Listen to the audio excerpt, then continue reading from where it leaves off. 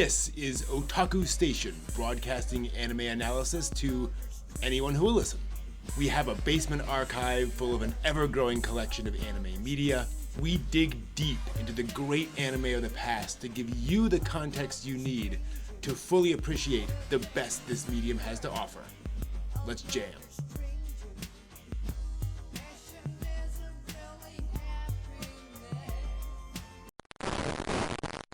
Welcome to the broadcast. I hope you're having a good day wherever you happen to be right now. This is Otaku Station, where today we'll be talking about the first episode of Ghost in the Shell Standalone Complex. Now, for those not familiar, the broadcast tower that I do this in, we have a little space downstairs, sort of a bed and breakfast kind of situation. And actually, a visitor just arrived to this morning. So that's all going well. He actually, cool guy. He has this like walking machine that's going with him, some kind of mecha. It's about 8 feet tall, appears to be some kind of data archive thing. I don't know. He's a quiet, introspective kind of guy, appears to be ex-military, and doesn't want me using his name in any of the broadcasts. Totally want to be respectful of this guy, definitely. I think he's pretty serious. Do hope we'll get along. He'll just be here for a little while. Anyway, let's get into the behind the scenes on Ghost in the Shell Complex down in the research room.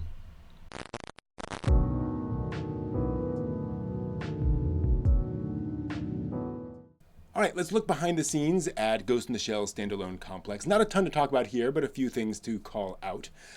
First off, the movie was made about 15 years before the TV series came out. So you think, A, it's reasonably fresh in people's minds, right? It's not, generations prior, but it had been a little while, so there was definitely brand recognition coming into this TV series. So that kind of helped in a lot of ways. But they didn't want to necessarily make the exact same thing. Kenji Kamiyama, the director of this, had worked with Mamoru Oshii before, Oshii being the director of Ghost in the Shell, the movie, although Kamiyama had not worked on Ghost in the Shell. He'd written the screenplay for Blood the Last Vampire, and he was animation director on Jinro. So, again, kind of familiar generally with Oshii. Now, the story goes that Kamiyama and the writers all went on a writer's retreat early in the pre-production to figure out how they were going to approach this, the details of their world, the kind of stories they were going to tell, etc. There's a lot of brainstorming back and forth, and apparently one of the writers came up to Kamiyama and said, so if the characters have matches, like a matchbook, right, and they go to strike a match, would the match have like a microchip in it or something else to like be technological and futuristic? And Kamiyama said, no, basically. And then he came up with this kind of aphorism to guide the project, which was, I'm paraphrasing, never make it so futuristic the viewer can't tell what a doorknob looks like, right? And that's nothing against the writer, right? It's like, how sci-fi do we want to make this? But I think you see that a lot in this series, that this curtailing of futurism, right, if you will, where they don't go crazy, unrecognizable with a lot of the futuristic tech, right? People drive cars on pavement and they go through, normal doors with doorknobs, but it's concrete sidewalks. It's a recognizable environment. There's just this extra layer of technology and androids and et cetera happening on top of all of that stuff. And I think it makes the series approachable in a way that the movie is a little less approachable, because the movie is going heavy on those themes of cyberization and so forth, while the TV series is trying to be a little more grounded and a little more, again, approachable for the general public, I think. Also appropriate for a TV series, right? It's going to be more of a mass audience. So anyway, just some notes on behind the scenes of Standalone Complex. Let's head on back out. Welcome back. I hope you found that useful. Quick update. My visitor was very interested in the tower, asked lots of questions, was kind of checking out all sorts of different systems, the broadcasts and the archives and so forth. I don't know why.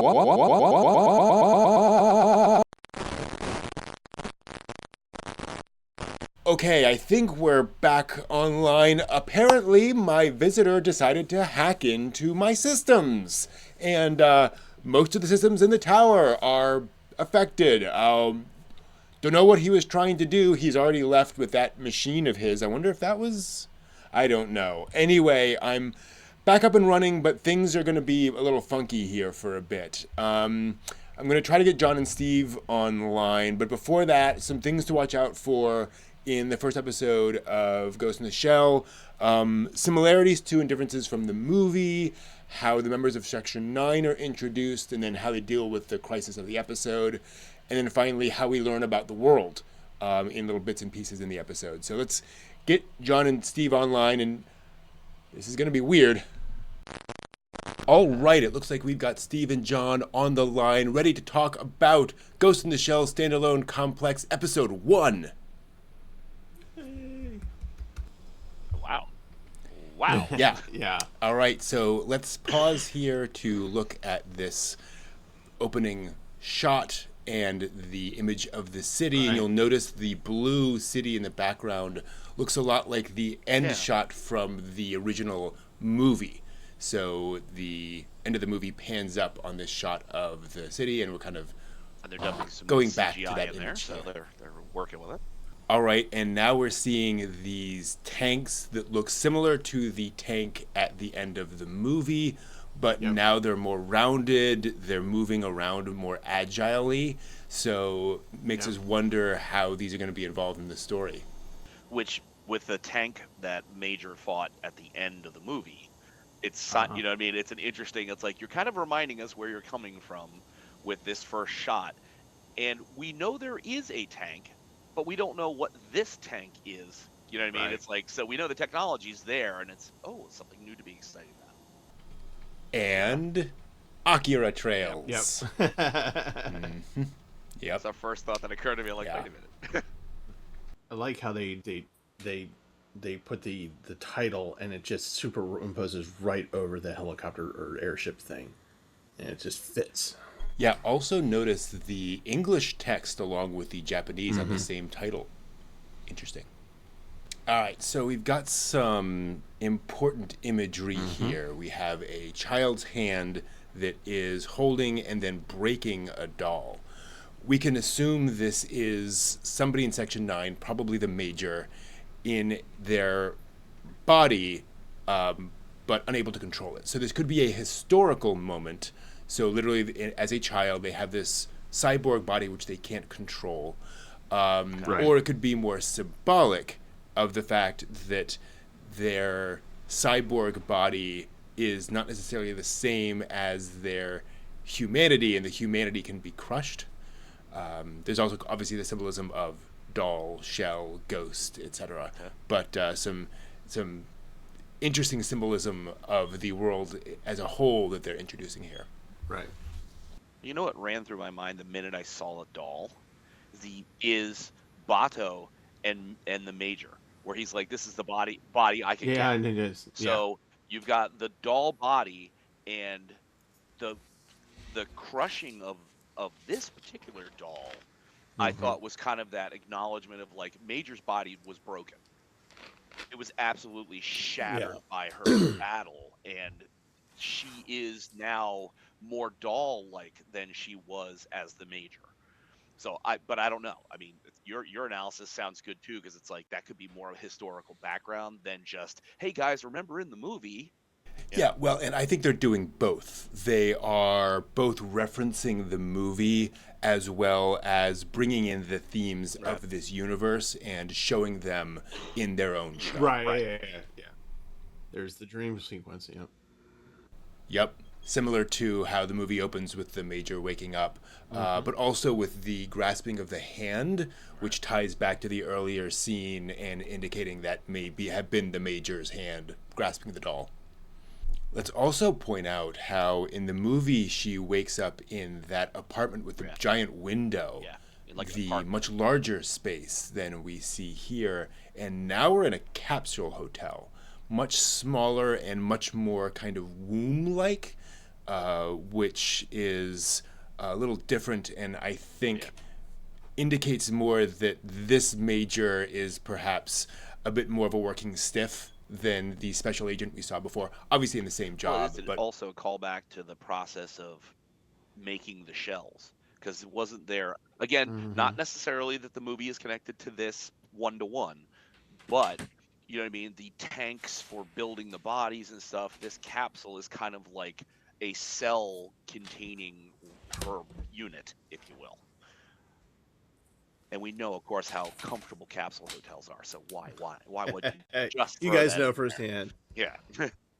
One thing back on the capsule space, it feels transitory.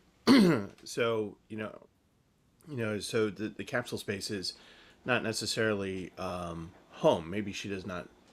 I mean, she has a home, but these are transitory things that she is going through. So she's like going through a process of going into a mission and that kind of a thing. And so she has to be not connected to wherever her home is, and just going into that transition, and then trying to find out where she slots in to society at this point.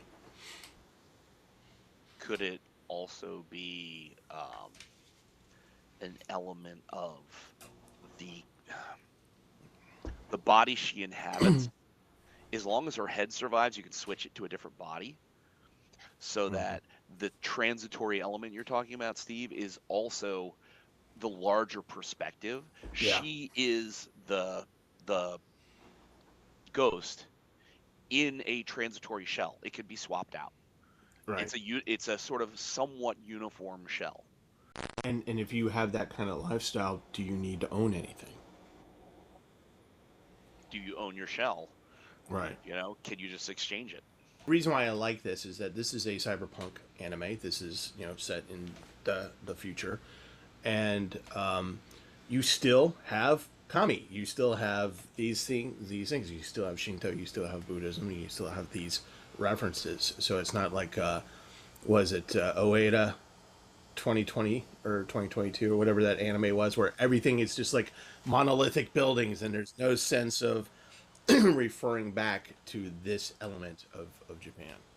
they're also establishing here with this shot specifically that these tanks can jump, right? Like they Yeah. can really do these ridiculous anime jumps, which I think is something that differentiates the show a bit from the movie, which is a little more grounded. We can be a little more anime, if you will, here.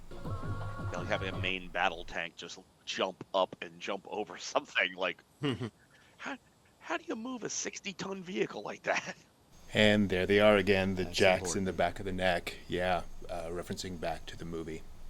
Actually, I wonder if that is the tank from the first movie that we're seeing there.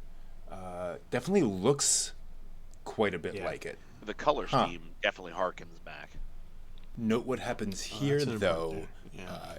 In the movie, the Major is always calm and collected and cool as a cucumber. Here she's gritting her teeth and really focusing. And we saw in the earlier shot, she was having to kind of calm herself. So we're getting a kind of a more human Major out of this one, it appears. Ursa Yatra? Yeah. Ooh, note that it says standalone individuals have not yet been converted into data. Before the third impact. A great hive mind. Yes. Wow. Okay, yeah, very reminiscent of the opening of the movie. Here's the differences between the movie and this. In the movie, we get the whole scene of her crunching the ceiling when she lands. Yeah. We don't get that here. Yeah. I love that look. Yeah, the smile. Yeah. Which is getting across the fact, again, that the Major is less of a doll, less robotic here in this version. She's enjoying this. Got to point out, notice when he jumps, his arm is at an awkward angle. It's because it's hurt, and it shows that the animators are paying attention shot for shot that this character now has this problem. This is arguably one of the central themes of Ghost in the Shell, and at least this version of Ghost in the Shell. This idea that society is not going to change for you, that society is very much set in its patterns, and the idea is, you're not going to change the system. You need to change yourself first. Obviously, that also ties into the cyberpunk elements of being able to change yourself. But I think it's also an important moral dimension to the story, that there is an expectation of personal character on the part of the people here. Also, I would say with this, if you've got a problem with the world, change yourself. What a more Japanese perspective. Society in general is the thing, and if you have a problem with that, you need to adjust yourself to accommodate society so that you can have a cohesive, you maintain the wa, as Brent has taught us. So you have a problem with the world, it's not the world's problem. You have to change. So what I was going to say is that as she's going through the list of, if you can't handle that, if you can't handle that, well, then I'll just do this, and puts it right to his head. And this is a slightly different major that we're seeing, and that we're being telegraphed that, okay, killing's not a problem here.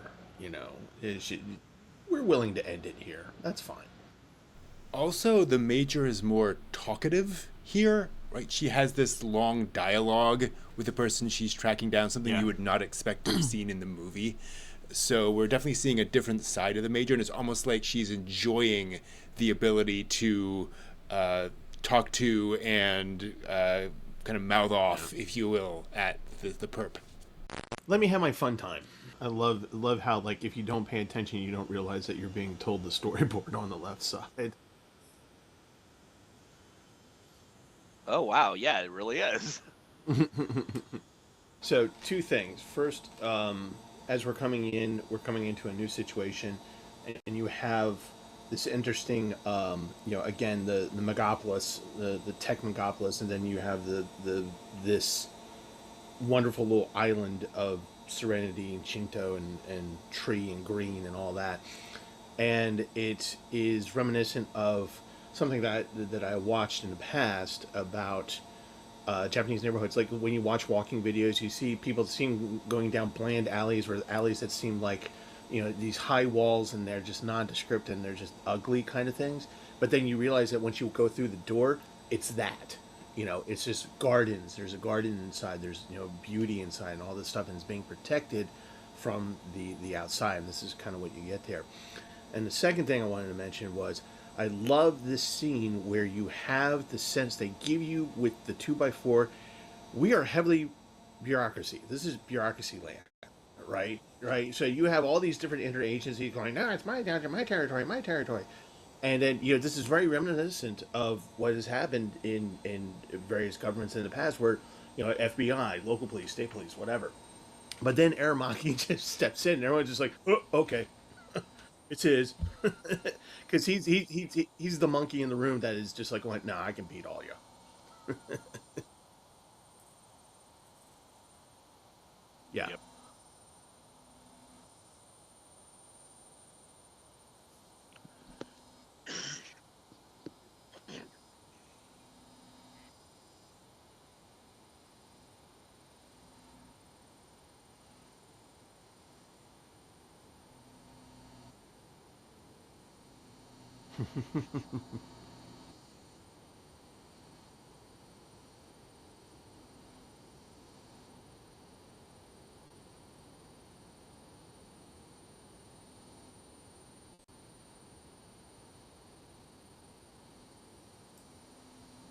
Yeah.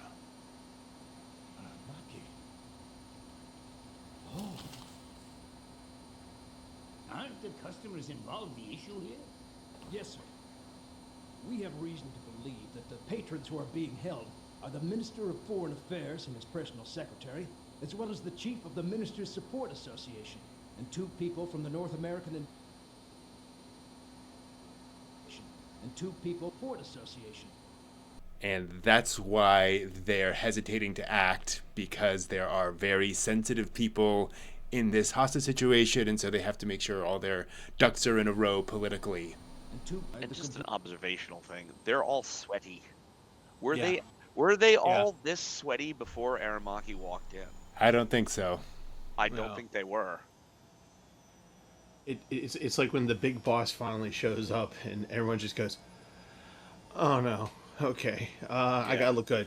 Is my tie on straight?" Kind of a thing. Because they are all they realize they're all under. When Aramaki shows up in the room, you know two things.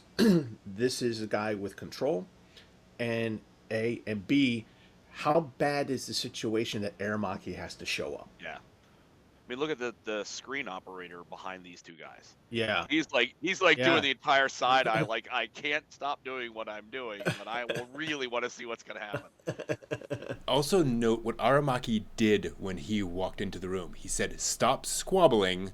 This is the situation. We need to fix the situation." Yeah. I'm kind of amused at the attention to detail for the dude on the left.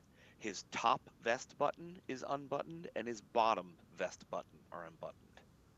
Oh wow, yeah, you're right. That's Yeah. the most comfortable way to sit in a three-piece suit. Is you undo the top so you can bend over enough, and then the bottom's unbuttoned so that as you're sitting, it allows to sort of flare out more. Like, wow, who would have thought to put that kind of I know. detailed attention to it? I also like what they've done with the differences in their suits, where the guy on the left has a more tailored, more carefully fitting suit, while Aramaki's is a little more rumpled. Well, Aramaki is sort of like the all business. He Yeah. needs to be able to move around and do stuff, and this guy is much more presentational. He looks more professional. I hate to say that to Aramaki, but Yeah. Well, Aramaki's the guy who cares only that there's no toothpaste on his tie. Yeah. Beyond that, he doesn't care.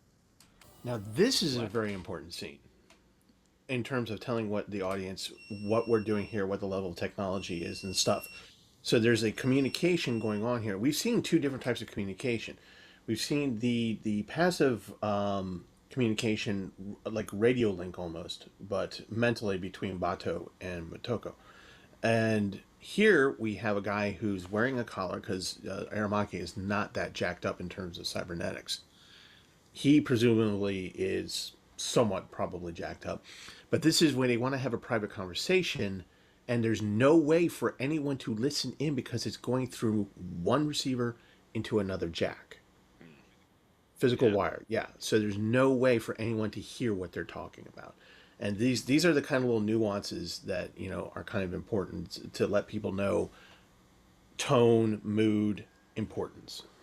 Almost because there. it almost looks like a walkie-talkie with the antenna style. But here's an even more important point. They're already set up. He already That's right. knew. Note also the implications here for why Aramaki is telling them the military is itching to step in and watch your backs. Yeah. Meaning, A, he's giving them the larger political context, or he's giving the major that context, right? So that she knows how to act appropriately, and she'll pass that on as appropriate to her subordinates. And there's the other alternative as well. Section 9, they all know each other. They're all like intimately aware of like their particular peculiarities, if you will. So Aramaki's saying the military's itching to get in there. So what do you think his job is? Observation. Like, have they established his specialty fully enough, do you think? It's not clear at all what he's No. going to do. No. I think he's just there to stabilize that enormous land cannon. So he's not doing anything with it. He's just there to make sure it doesn't fall down. Now, these are all people that we have not seen any part of, except for the guys working on the wiring. Like I don't remember in the movie seeing a dude with a freaking giant caliber sniper or something. So we're being introduced to the team here. Borman Paz, Saito here are not in the movie. Tokusa, the other guy whose name is escaping me, were in the movie. Thank you. Yeah, were in the movie. So we're getting introduced to the team here, and we're getting an idea of who they are, what they do within that team. So this is pulling the manga characters out and laying them out for people watching. Okay. Exactly. Yep. Let's call out crosstalk. Like, Yep. that is apparently okay here to an extent. Well, you figure also for cross radio traffic in 20th century terms, you would have people like blah blah blah blah blah, and you want to shut people up on an operation. True. This kind of internal communication, Yeah. you can go off as much as you want because there's not a damn sound to interrupt anything that's happening. It's just That's a good point. it's Yeah. a focus issue more than it is Yeah. a security issue. Yeah, you're absolutely right. Everybody's armored. True. Ooh, Yep. Yeah. Mm-hmm. Not so in the movie. Everyone else here is armored. You know? Yeah, they're Like geared particularly for that. Togusa. Mm-hmm. Yeah. And even further, to my surprise, Togusa can opto-camo. Which Yeah. was the question I was just going to ask. Yeah. Was like, does everybody have optical, or is it only the major? Yeah. Okay. Now, something they established in the movie, obviously, is that is a thing you can get a visor or whatever that Yeah. lets you to do that. But Section 9, that didn't seem to be a thing beyond the major. Yeah. Because the movie, the guy that they were chasing through the streets, Right, and yeah. stuff, Yeah, he had the he had jacket cloak. and the Yeah, mhm. whole thing going on. Yep. That's Nice. just fun, you know. Yeah, Yes. that's great.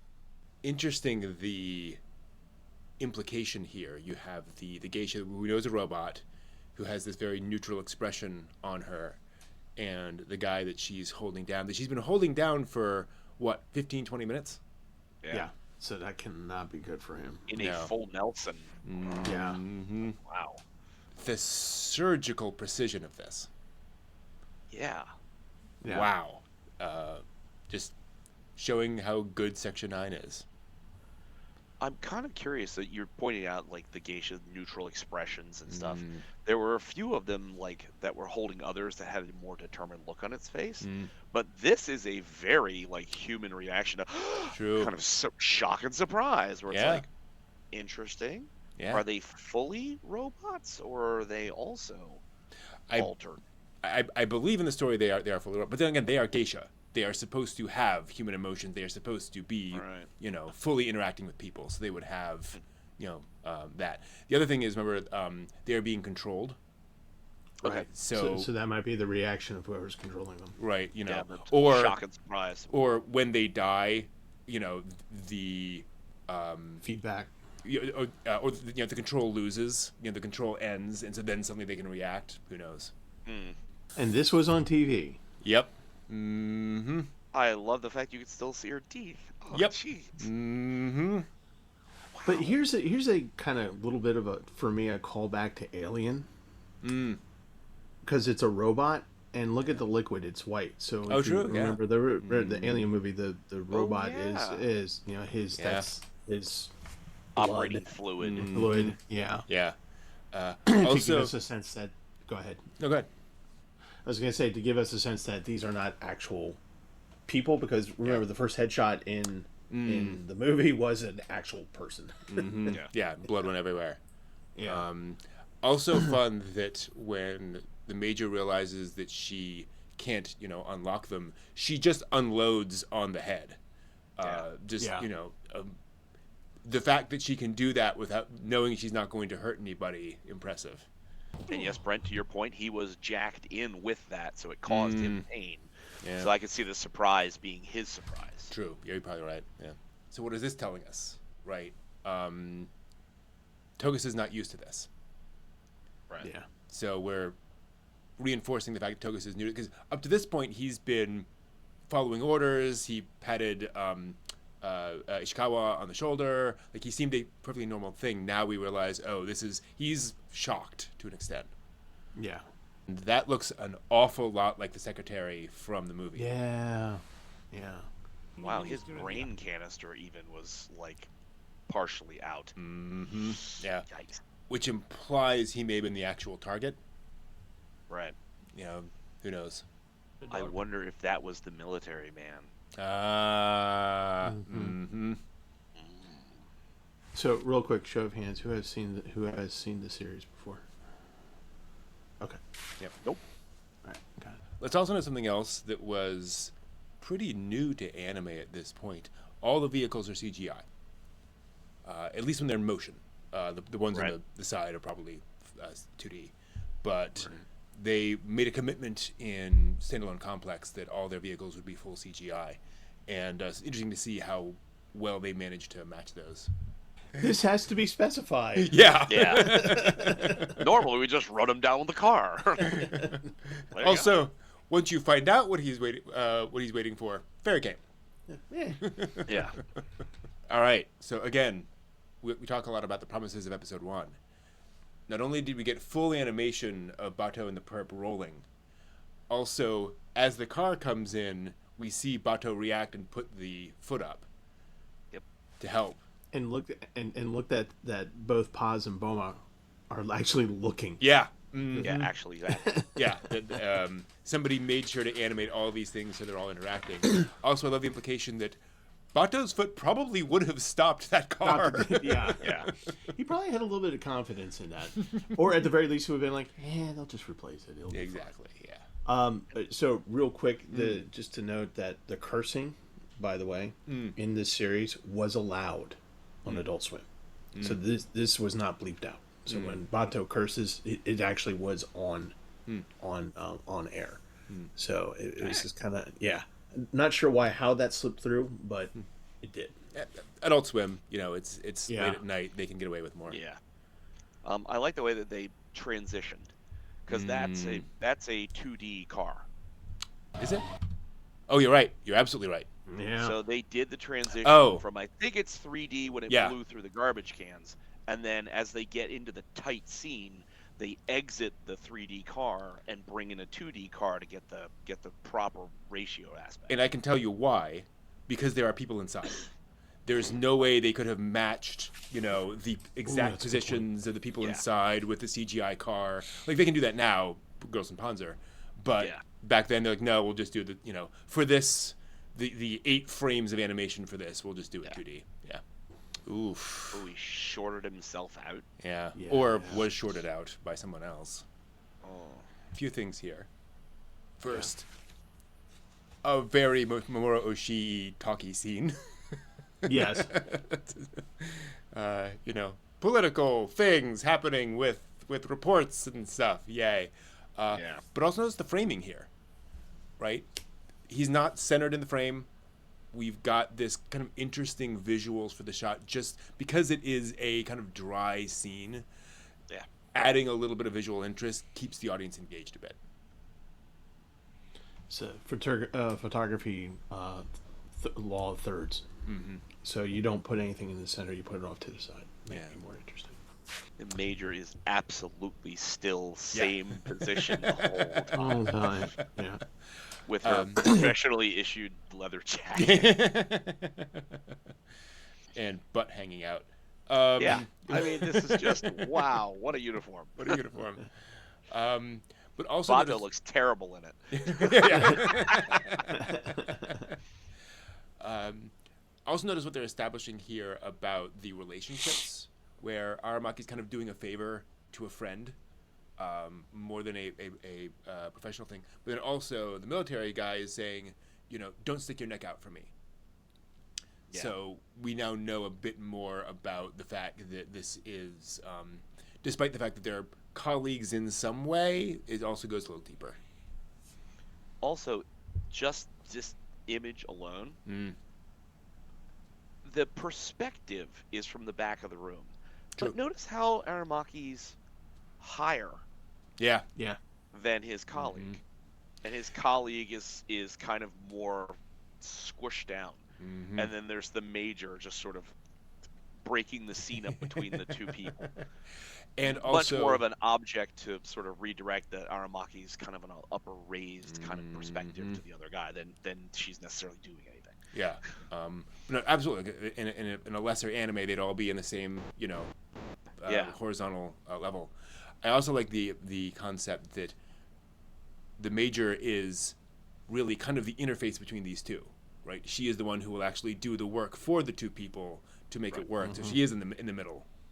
Yeah, and also it's something to be. She's actually being furniture in the room. She wants this conversation to be organic between the two of them, so that she can observe. And Aramaki is doing this on purpose. He knows that she's going to do that, so that she hears all the information. Notice that he doesn't call in the rest of the team. True. Yeah. Just her as the squad leader. Just here's the information now that you need to know. Now that we're starting to figure out that this is something a lot more serious than just a smash and grab or hostage taking. This is, state secrets. Which, to that kind of point, goes back to rescuing the hostages. where Aramaki says to the Major, this is a military blah blah blah thing that they want a slice of it. He really trusts her above the rest of the squad, because you would have thought the squad's going to be in on whatever's going to go down, so you'd think you'd want to bring in that everybody's on the same page, but it's like, no, Aramaki's using her as that filter. Yeah. She's in a very important moment between these two departments, and she's the one that's going to keep her mouth shut, and then still process the information enough so that her squad can do what it needs to do. And she will keep her mouth shut with her squad, where she will not tell them state secrets unless she absolutely has to. Yeah. Right. Yeah. I just love the idea that the Major doesn't move. Like he has to go around her. Yeah. to leave. And he doesn't nod to her. She does not nod to him. There's not just a head nod exchange. Nothing.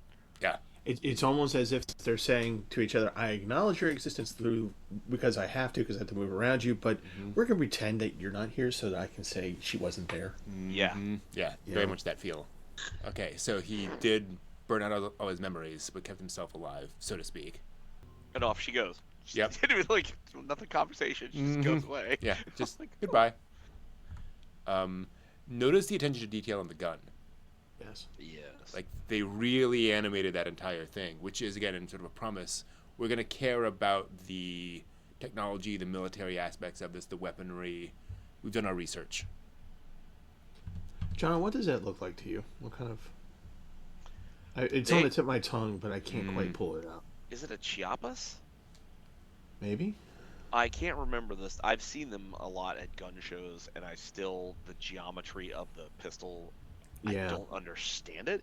Firing from the bottom, I don't see provides any kind of balance or counter. I mean, I think it might be the shock from it, where your hand tilts back from the recoil. You might lessen it by putting the barrel lower and closer to your hand. But it looks, to me, it just looks awkward. I'm used to like a Cowboy 6-shooter where the barrel should be at the top. Right. And then some of the functional equipment below the barrel, and then down from there. But a lot of people swear it's a better geometry for a pistol, for a revolver. So the reason why I was asking you, John, because I know you know this a lot better than I do.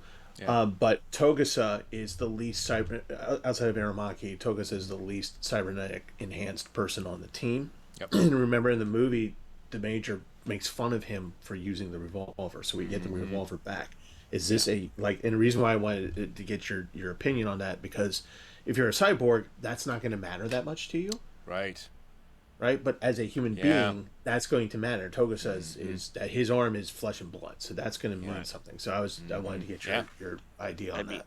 It could be just from the element of recoil. I know personally that, talking with people, that a semi-auto or an auto pistol is prone to jamming. If you're not, if it's not maintained right, if you have situations where you can have a shell not feed correctly. I don't know that a cyborg necessarily would be better at clearing a jam than a human, but revolvers, it's really not a lot of operating parts to it.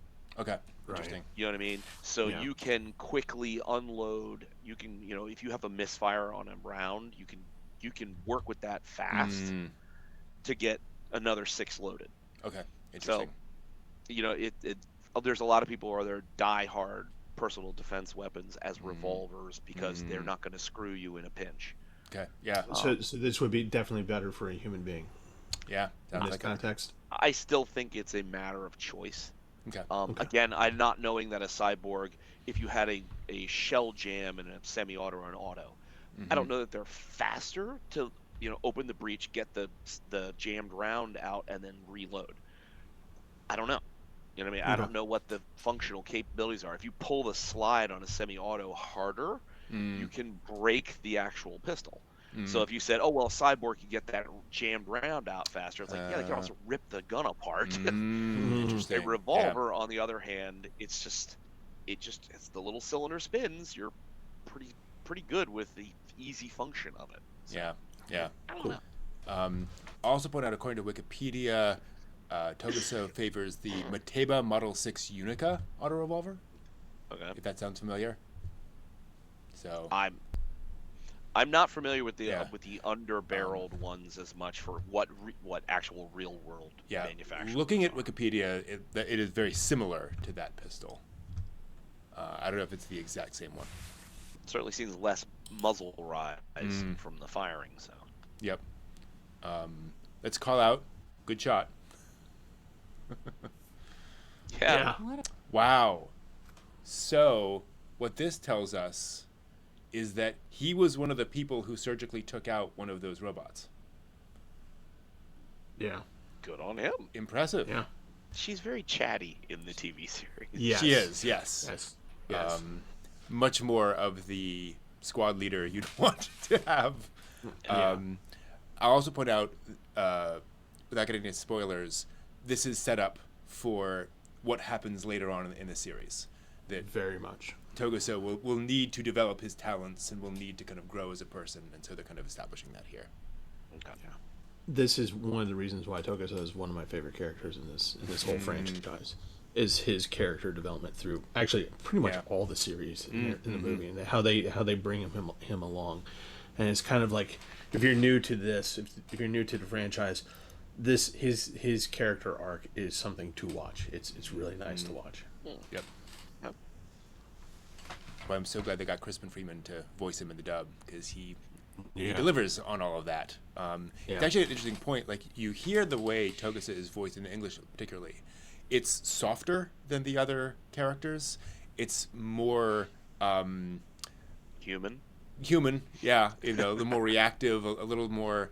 He is your point of view character for Section 9. You know, quite obviously, but I think the way he's portrayed helps that a lot too. Also, nice mullet. Yeah. Getting back to Promises, why did they go to the effort of animating him, zipping up his bag and putting it on his... They're just going to cut away, right? Yeah. But it's a very cinematic kind of a moment.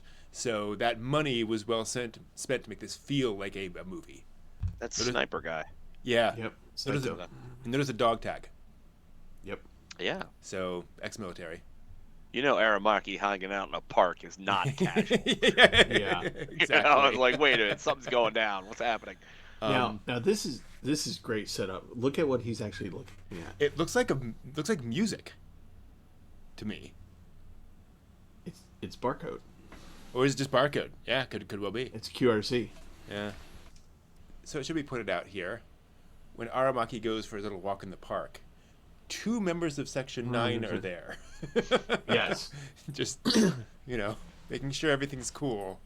Which that exchange was not particularly information filled, but very very interesting, because we don't know who that dude is yet in context.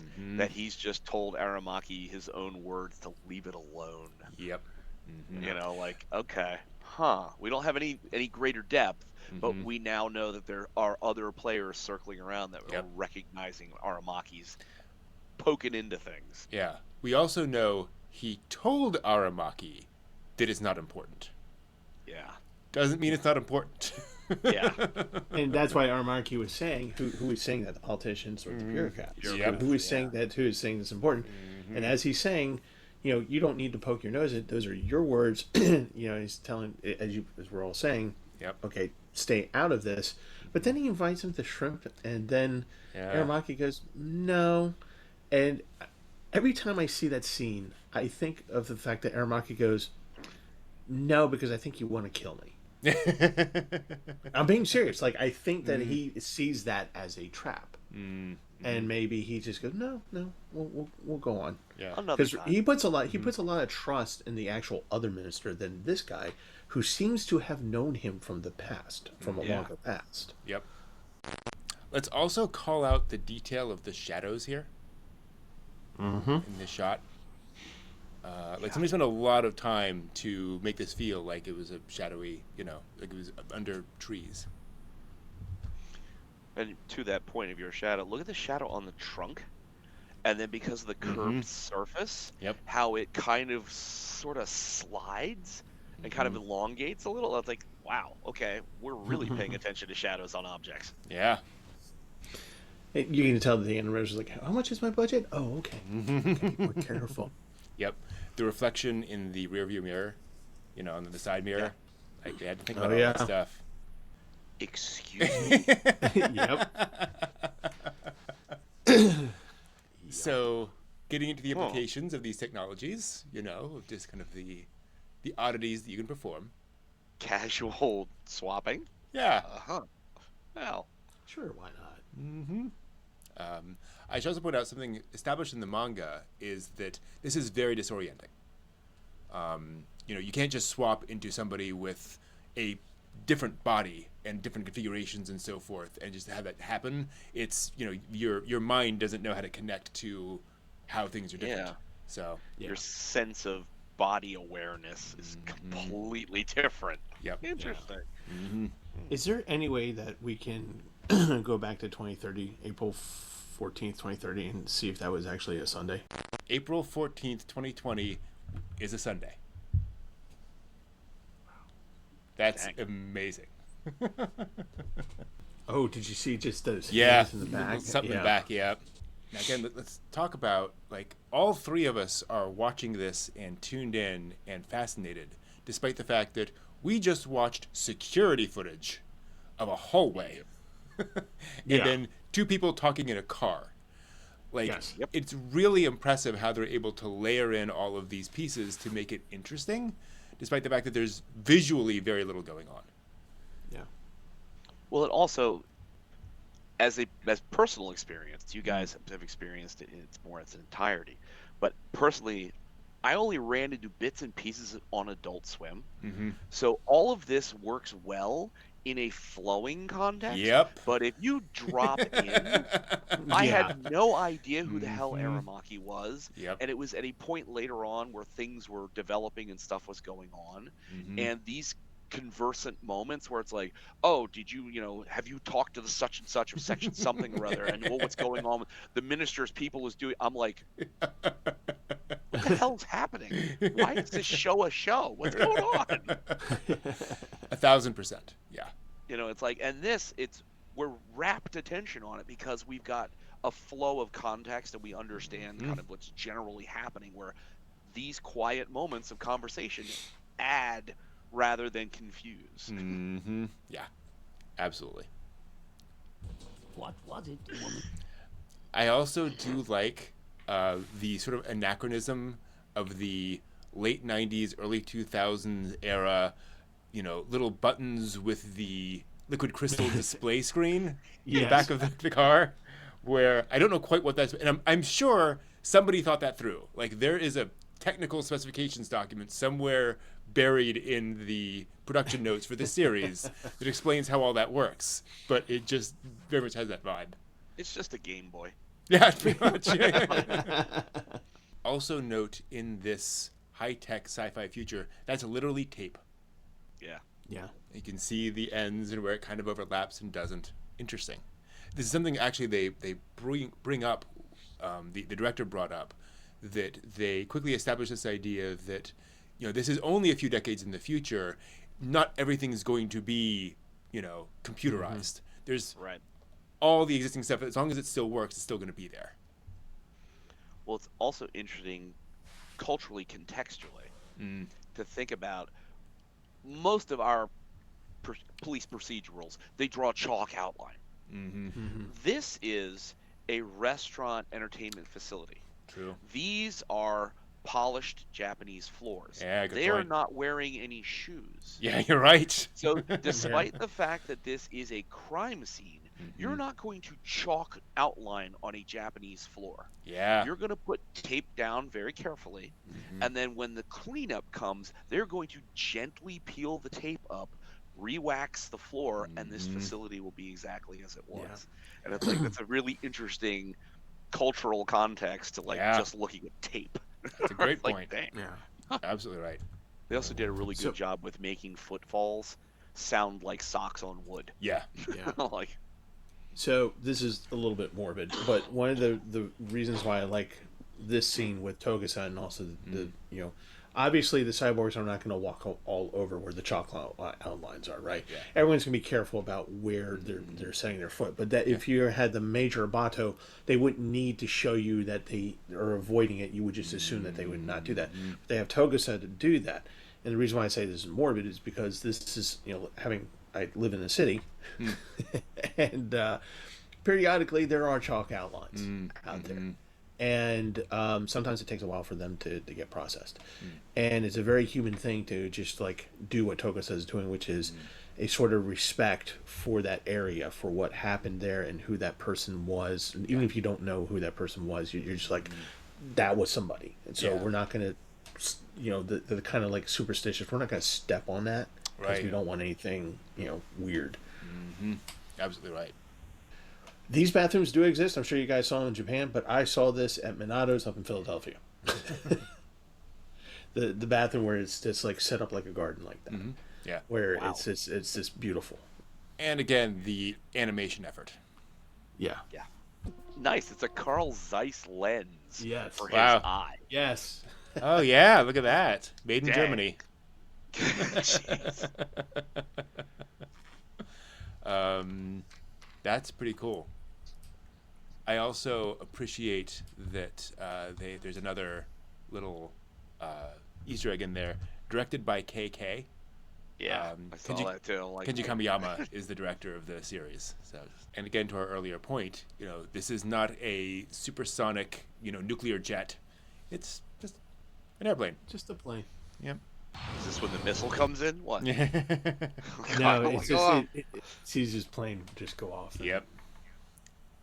Last chance at freedom. And that is Aramaki's special power. I can do anything. I know everyone. And I had dirt on them all, probably. Yeah. Yeah, that also makes you have a huge target on your back should people be like, he's got a little too much influence. Yep, absolutely. Also, again, 2D car, because the characters are inside. So, makes sense.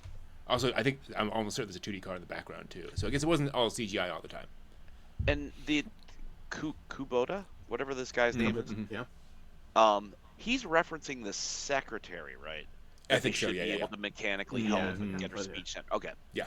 Because I'm trying to figure out, I'm like, she? Who's the she? There's only one she that got hurt in that whole incident. Yeah. All the geishas. They'll be back online trying to kill people in no time. Also, to that point, note that, they're ending with the point that we saved a human being. Yeah. That we know we're able to get her back on her feet, and that's important. Yeah. And granted, she was his personal secretary, so there's a connection there, but still. Now, are we at the end of the episode? Just about. Yeah. Yeah. Just about, yeah. So we haven't had time to beat the minister up in a jail cell to find out who his brain out. So to that point, I think that is one of the central themes of this show as well, is that nothing is ever fully resolved. Okay. This is all political maneuvering. There are factions doing lots of different things, and you may have stopped this from happening here, but there are 10 levels above and below that are still going to be operating. So this is not just specifically episodic. Correct. This episode had a thing resolved within the episode, correct, but it builds on a larger sort of blossoming world. Right. Okay. Gotcha. And gotcha. This may be the last time we ever come back to these characters, right, or this particular plot line, because it's like, well, this got taken care of, we can clock out for the day, right? Basically, from Sector 9 perspective. We did the job, we can move on, but there's, to your point, there's a much bigger world going on here, and we're not going to solve everyone's problems. Yeah, we've more, not necessarily more so than solving the current issue, but in parallel with that, in tandem with that, is establishing Aramaki has all of these sort of connections, and that there are different elements and factions out there in the world that are circling around that he's aware of, he's connected to, and they're aware of him. Exactly. So we've achieved in episode 1 that you could do the thing that happens today, and how that will largely impact and ripple through the other things that are connected that we don't get to see at the immediate moment. Yep. So Exactly. believe it or not, this is just a setup episode. This Yeah. literally just sets everybody up, introduces you to everybody, but it doesn't in this one concise little story that will have impact later on down the line to varying degrees. But what was important is that we got to know who the Major was. We got to know who Aramaki is. We get introduced to the rest of the team. We get a sense of Section 9. We get a sense that they are a very special unit, and that they can have certain political power through Aramaki to supersede certain things. They shut down an entire airport. Aramaki made that clear. He controlled all of that, right? So it gives us a sense of who does what. The Major, that's not what she's going to do. For example, we established that the Major is the head of the squad. We see that Bato's kind of the heavy. Togusa has promise that we're going to see later on, and then we get introduced to the other characters who will, of course, come into their flesh out later on. But we're introduced to what their skill sets are. Yeah. So this is just all set up, and it gives us an idea of the world. And interestingly, and this is something in Ghost in the Shell that happens, is that they talk about America in a different way. Yeah. America's the best people on the face of the earth in this world. But you get an idea of the how broad their scope is. While they're happy to have saved the life of the one woman, and that she's going to be relatively okay, but they're also oh yeah, but we do also the whole thing about state secrets and being super spies and all that jazz. Yep. Yeah. It's one of the remarkable things I think about this franchise is how realistic it is about a secret special forces unit within a government. That there is tons of politicking. There is tons of horse trading of I'll do this favor for you or whatever. There's this thing that happened. Do we get involved? Is it good for us to get involved? What are the consequences of that? All of these things going on, and then to our point, there are many more things going on than we can possibly address in our lifetime, and so we're just dealing with things as they come up, and often as they come down to us. Somebody says, "Hey, take care of this now." Okay. Yeah. We're not Batman. Well, insofar as my recommendations for the best shonen shows, I'm not sure I'm gonna have to say Ghost in the Shell works. Not top of the list. Yes. It's not top of the shonen list. There's No, exactly. very little actual action moments in the entirety of this episode. Yeah, exactly. But yeah, no, great points, Steve. That this is very much establishing who we're dealing with and what our tone and setting are. And where everything, because I think they've done a fine job of setting that groundwork, laying that groundwork. Yeah. So here's my question for you, John, since you haven't seen this series. Where do you think the series is going to go? What's your take on this? It was a total of 50 episodes ish. Where do you think it's going to go? What do you think is going to be the vibe of the show? The kinds of stories you're going to tell? Having seen bits and pieces through Adult Swim over time, watching this first episode honestly locks in a lot better of where I think it's gonna go. Okay, yeah. And not doing any spoilers because we will or we won't get to that point. But it's just I know from the little bits I've seen that what I've said, Aramaki's got his fingers in a lot of things, and it also makes him very target on the back. Kind of too much about everybody, so some people get together and say, we're not comfortable with that. And it's so I can see where this becomes not just calling in, through the entire series, you call in Section 9 for the special thing and everybody's cool with it. No, Section 9 is going to end up, Aramaki is going to end up getting everybody sort of embroiled in the greater faction war. Yep. And it's going to be, how does Section 9 navigate this? How does Aramaki navigate this without any of them getting killed by the opposition? Yep. And it's again, I don't want to spoil anything, but it's just from far forward in the series, I believe the bits I saw must have been really. I think that's further season in. 2, or that's the second half of the Second half, series. Yeah. Yeah, because it's like then it really all of the gloves come off, and it's like the sections, the government, military, police, everybody's like fist fighting each other. Yep. And it starts getting really. I was like, what is going on? And that's something that's not in the manga. Right. The manga Really? is very much just police procedural, effectively.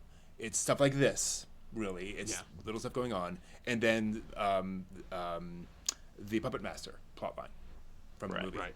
That's really what you get in the manga, because I mean, Masamune Shirow is not a shonen, storyteller. No. He's not doing a 10-volume story. He's like, I'm gonna give you this universe. We're gonna play around in this universe for a while. Then I have this neat story I'm gonna tell, and then I'm gonna move on to my next project. So it's interesting that the TV, and I bring that up because what that tells us is that the TV crew decided we're going to explore this other aspect of this setting. Yeah. That there's meat here beyond what Shiro told in the manga.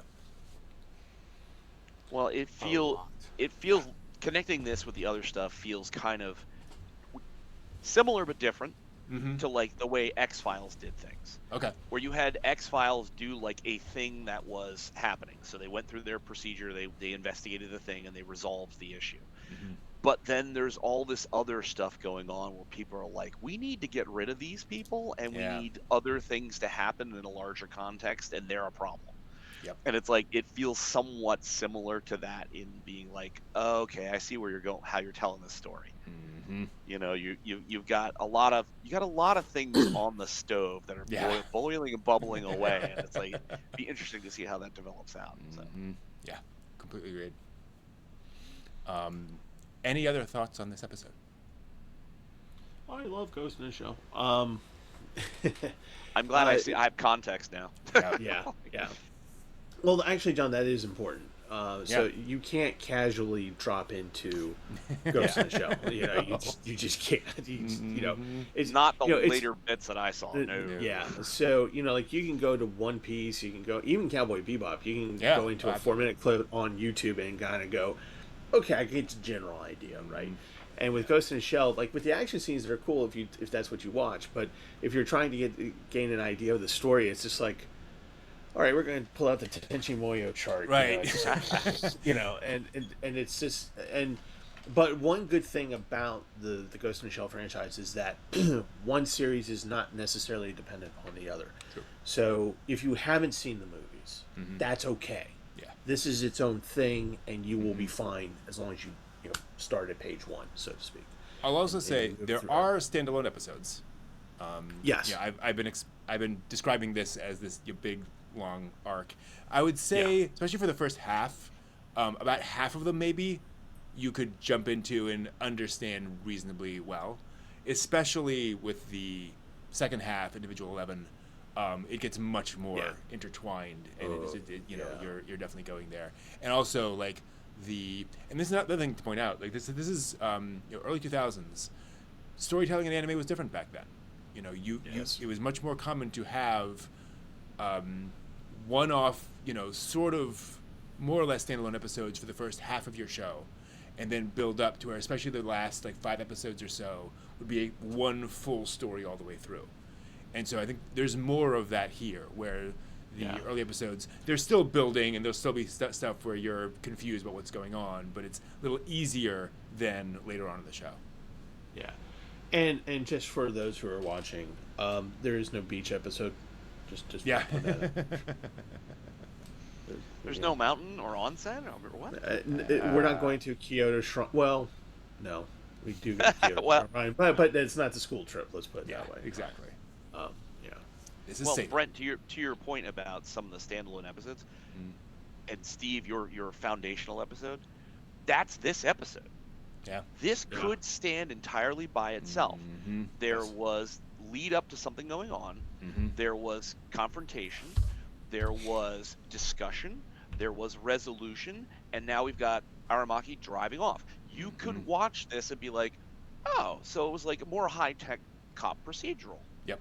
and that episode would stand fine, but it also serves that foundational purpose to be like, and now you know everybody, so you see him episode 2, you're like, oh, that's the sniper guy. Yep. Oh, that's the dude who was working on the wiring that was driving the car. So you know what I mean? It's like, okay, I got you. Yeah. Yep. Yeah. 100%. Cool. That is episode 1 of Standalone Complex. Let's see where it goes from there. Welcome back. I hope you found that useful. I'm actually down in the archive room working on fixes. Good news, I'm mostly back online. Don't know what the guy, I guess I'll call him the hacker, wanted. Lots of things were affected, but I can't tell what the target was. Anyway, things are stabilized. They're still in a bit of a weird spot. I've got my work cut out for me, but I think I've got this. Thanks for watching. Until next time, watch more anime.